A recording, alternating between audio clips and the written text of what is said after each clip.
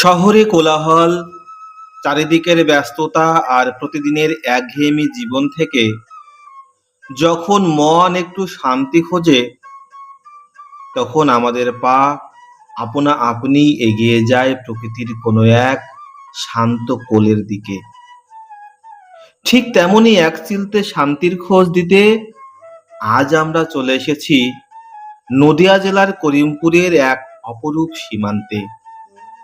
স্বাগত জানাই কাছাড়িপাড়া পদ্মা গ্রিন পার্কে।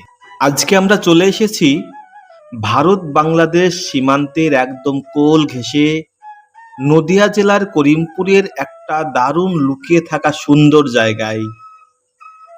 আমার পেছনে দেখতেই পাচ্ছেন বিস্তীর্ণ পদ্মা নদী। হ্যাঁ, আজকে আমরা এক্সপ্লোর করব কাছাড়িপাড়া পদ্মা গ্রিন পার্ক। যারা উইকেন্ডে বা শীতকালে পিকনিকের জন্য দারুণ স্পট খুঁজছেন, আজকের ভিডিওটা তাদের জন্যই।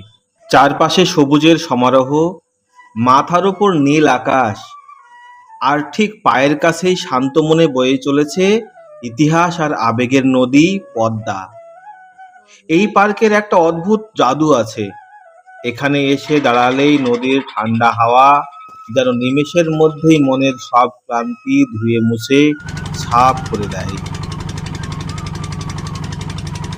একটু ভালো করে লক্ষ্য করলেই দেখা যায় নদীর ওপারটা, ওটা কিন্তু অন্য এক দেশ, আমাদের প্রতিবেশী রাষ্ট্র বাংলাদেশ। এক নদী, এক আকাশ, অথচ মাঝখানে একটা অদৃশ্য সীমানা।